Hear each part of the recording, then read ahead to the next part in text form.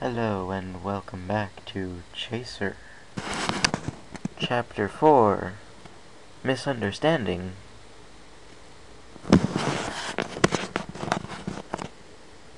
She wasn't home. We knocked on all the doors, looked in all the windows, and Pinkie Pie even tried yelling down the chimney. No answer. No Fluttershy. Rarity looked at the empty cottage, then around at the yard surrounding it. Besides the chicken coop, from which muted clucking could be heard, there were critters relaxing in the bright morning sun. Squirrels, bunnies, birds, and mice scampered about the large grassy yard, oblivious to us as we sat outside the cottage door.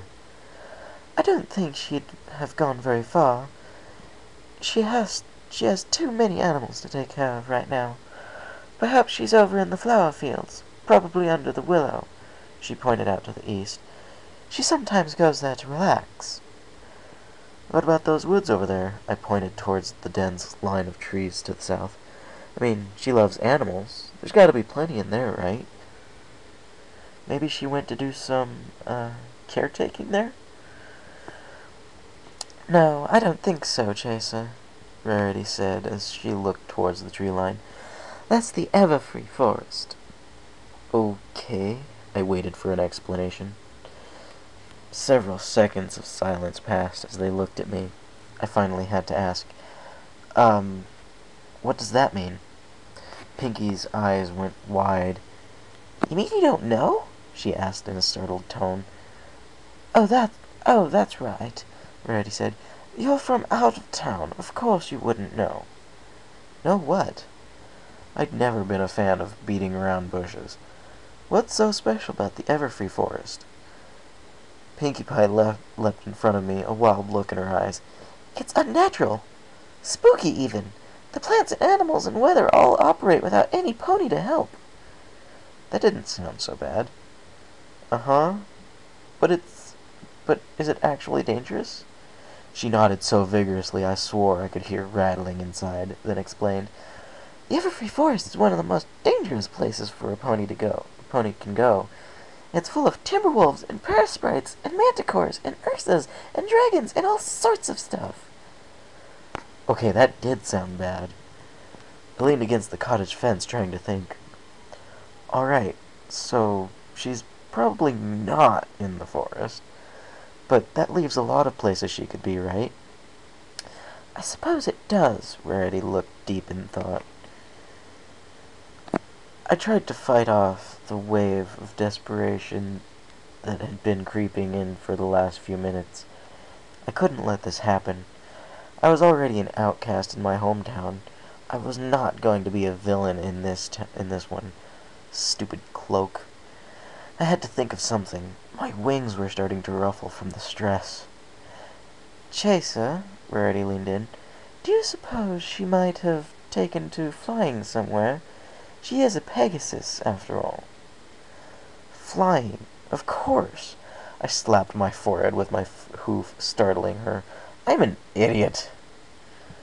"I thought you were a Pegasus," grinned Pinkie.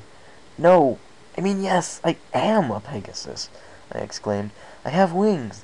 I can get up higher and scan for her." I unfolded my wings and flapped a few times to stretch them out, feeling a twitch of excitement rippling through me. "But what if she's inside somewhere?" Rarity asked. Oh, my wings wilted a little.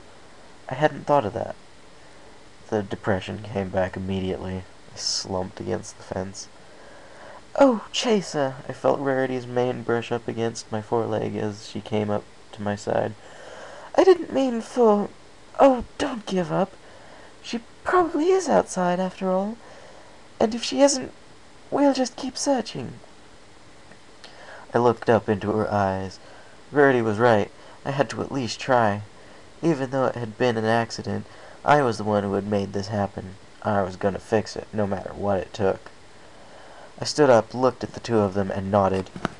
"Okay, we won't know if I don't try, right?" They nodded reassuringly. I took a few steps forward to make sure I had room for takeoff. "I'll be right back."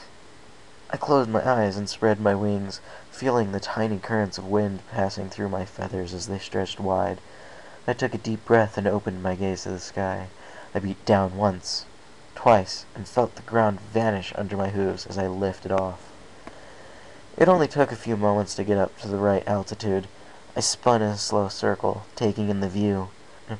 I was overcome for the second time that day by the colors and shapes, the beautiful landscape of the valley spread out beneath me, and the picturesque view of the town below. I could even see Canterlot, the capital of Equestria, off in the distance. I hovered for several seconds admiring the view before reminding myself that this wasn't a pleasure flight. I began scanning slowly, starting with the cottage below and flying in a sweeping arc, looking for the combination of pink on yellow amongst the ponies below. After several minutes I had found no trace of her in town, around the nearby lake, or in the flower fields Rarity had mentioned. I looped around and flew back to the cottage. I touched down again, landing between Pinkie and Rarity. "Well, what did you see? Did you find her?" Pinkie was bouncing like a rubber ball on springs. I exhaled loudly. "No, I didn't." Pinkie stopped bouncing. I turned to Rarity, trying not to sound as defeated as I felt. "Looks like you're right. I think she's inside somewhere." "Well, that raises another question, then. Where would she have gone?" Rarity lifted a hoof to her cheek as she thought. "If I was her, I'd go to Sugar Cube Corner and eat cupcakes until I felt better." Rarity looked annoyed as she replied, "Pinkie Pie, she ran out of Sugar Cube Corner." "Oh, yeah. I guess that wouldn't make much sense then, huh? Unless maybe she forgot something and so she went back in. And when she got back in, she smelled the delicious—" She stopped, noting the sour expression on Rarity's face, and even her hair seemed to lose a little of the bounciness as she crowed, "Or not." We all stood there awkwardly for a few seconds, as Rarity and I thought, and Pinkie did whatever it was Pinkie does inside her head. "Well," I finally offered, "she has to come home sometime, right?" "Yes, she must," Rarity answered with maybe a bit too much enthusiasm. "Unless she can't come home, because on her way here after she ran out of Sugar Cube Corner, she hit her head on a tree, and now she's in the hospital with amnesia, and she can't remember who she is, or where she lives, or who any of her friends are. And then she wouldn't even know which ponies to talk to find out who she was," Pinkie Pie sputtered.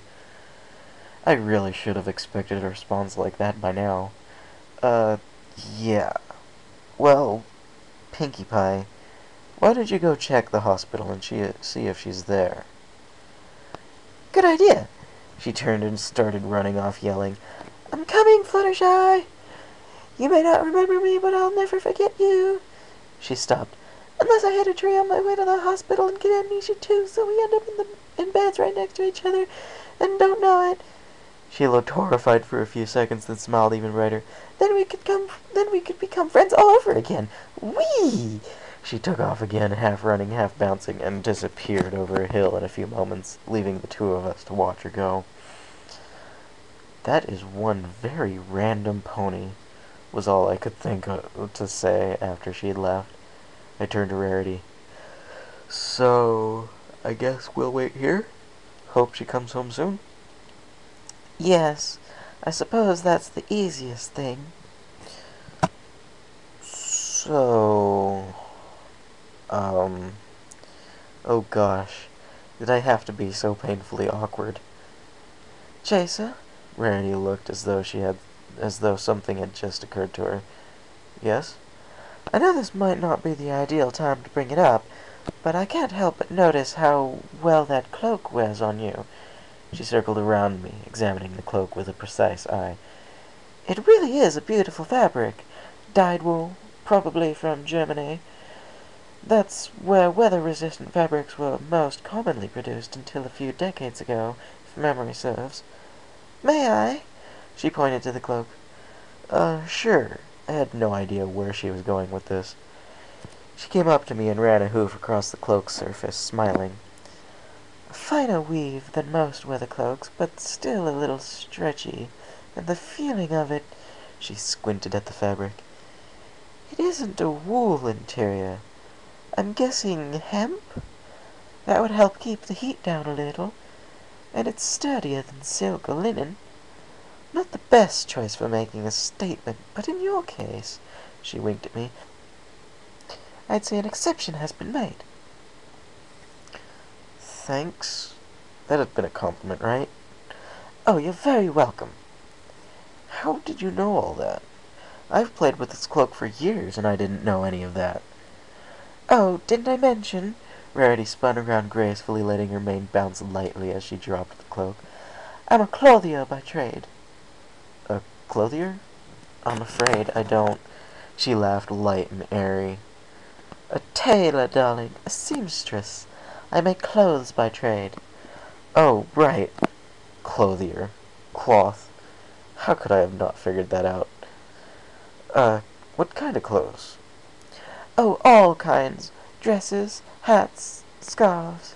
But you know, I'd love to have a model like you to try my hand at making a proper suit. I started blushing at the thought. Model like me?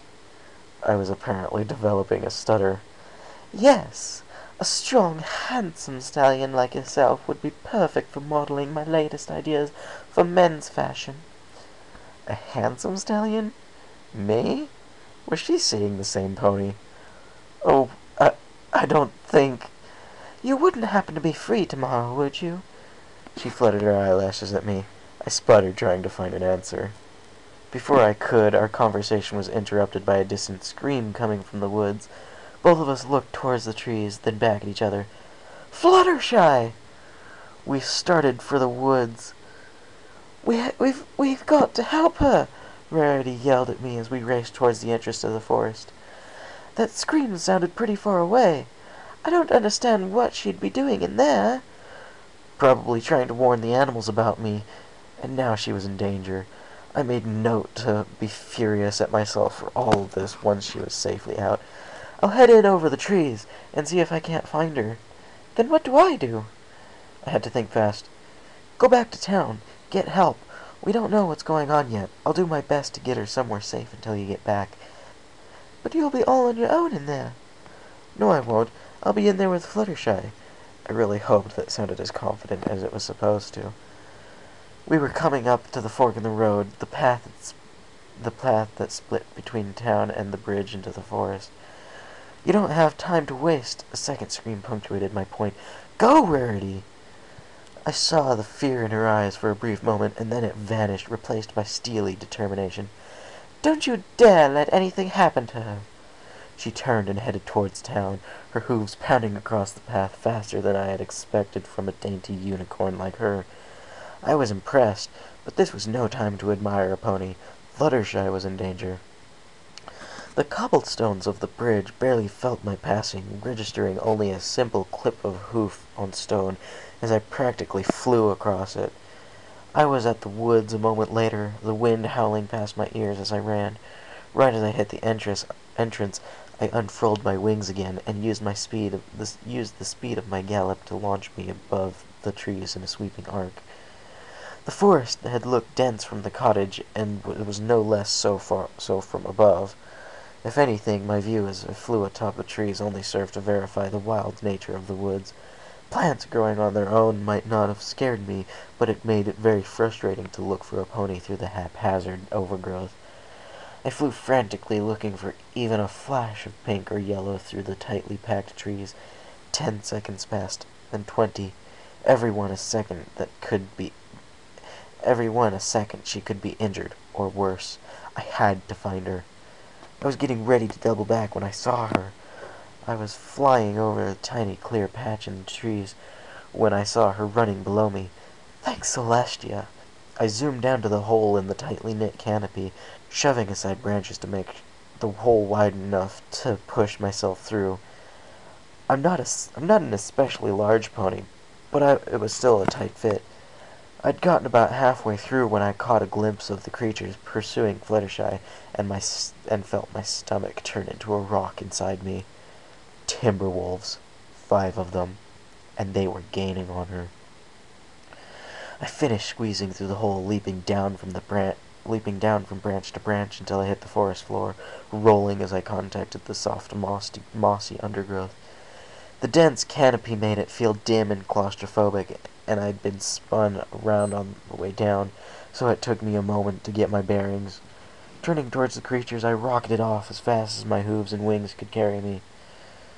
Fluttershy was running out of steam, and the Timberwolves would be on her in moments if I didn't do something fast. As I ran, I tried to remember everything my father had taught me about Timberwolves from his experiences long ago. I knew they were true magical creatures, animated life essence, not actually animals. This made them very hard to kill. Fortunately, killing them wasn't necessary. My eyes scanned the forest floor as I ran until I spotted what I was after. A small rock. I grabbed it without slowing down, using my wings to pick up the slack from my now occupied forelimb. I was only going to get one shot at surprise. I aimed as best as I could while in motion and launched the rock at the nearest one, trying to hit the small block of wood that connected the Timberwolf's head to its neck. This was its weak point, and I knew a direct hit would send the creature collapsing into a heap of sticks and debris, powerless until its essence recollected to put the pieces together again. The rock missed, and I cursed silently as it hit the creature in the shoulder instead. It slid to a stop, making a yowling noise as it turned to see what had hit it. It saw me and snarled, then spun around and ran for me. I overestimated the distance between us, and before I realized it, it was on top of me. It slammed me into the ground with its paws, knocking the wind out of me and sending stars across my vision. It roared, and I felt its rancid breath roll over me. I was actually glad to be unable to breathe. Wheezing heavily, I tried to roll, and managed to get enough leverage to shove the creature away with my back legs. It jumped back, landing neatly and circling me. I stood and spun to face it, making sure not to let it get behind me. It leapt again, but this time I was ready. I connected solidly, flying up under its chin before it could react, slamming into the neck piece at full speed. It felt like trying to body slam a tree, and I couldn't keep from grunting in pain, but I was far better off than the bits of Timberwolf that now littered the ground around me. Shaking off my disorientation, I took off again. They were on her heels, and I had lost too much time already. I wanted to yell for Fluttershy, but I knew getting her attention would slow her down, and I couldn't afford that, unless it slowed down the Timberwolves too. It was a long shot, but it was the only shot I really had. "Hey, uglies!" I shouted towards the Timberwolves, hoping they'd look back to see what would dare try chasing them. It worked. All four of the Timberwolves turned to look at me, and tried to stop and turn, which caused one of the creatures to slam itself into a large tree, exploding in a shower of nature and bad breath. Fluttershy turned as well, and I locked eyes with her. I tried to look reassuring. I watched a host of conflicting emotions pass across her face. She had a rescuer, but of all the ponies in town, it had to be me. Boy, would things be better once I could explain everything to her. The remaining Timberwolves were having trouble deciding which target looked better now, so I tried to help them decide by running for the nearest one, yelling as loud as I could, wings spread wide to produce a bigger target. Two of the Timberwolves went for me, running and snarling in response to my screams. The third, however, turned back to Fluttershy and made to close the gap between them before she had time to react. "No!" I screamed and leapt into the air, flapping as hard as I could, barely clearing the approaching Timberwolves before they had time to stop. They went under me and kept going, and I hit the ground rolling, spinning end over end a few times before I could match my hooves with the ground again. I had to get to her before the wolves got turned back around. I ran at the wolf in front of Fluttershy, but I knew I wasn't going to make it. "Fluttershy!" I screamed. There was just no time. The Timberwolf raised a wooden paw and brought it down in a slashing motion across her side, and she cried out in pain. I saw the crimson sheen of blood as she went careening across the ground from the force of the blow, tumbling like a leaf in strong wind as she went.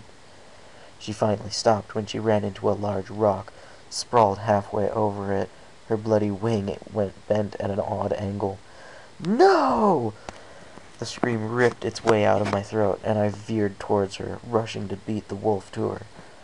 I got to her first, but the wolf wasn't far behind. In the distance, the two were hard to see, but I could tell that they'd circled around and were coming this way. I didn't care. Right now, all that mattered was protecting the pony behind me. It was my fault she'd run into these woods. I was no hero, but I'd be a dead stallion before I let these things do any more damage to her. I planted myself in front of her, staring at the timber wolf in the eyes as it came nearer. It leapt off an outcropping of stones, intending on crushing us when it landed. It never got the chance. As it came down on top of us, I turned and kicked for all I was worth, and I felt my hooves connect with its jaw. I yelled partially from the pain as the wolf's head popped right off its body, and the creature fell to dust and twigs around us, pelting me with junk. I could finally see the other two wolves. They had stopped when they saw me kill what was probably the alpha wolf, and finally seemed to be considering their situation. Not that I actually had any way of killing them for good, but as long as they didn't think of that, I had the upper hand.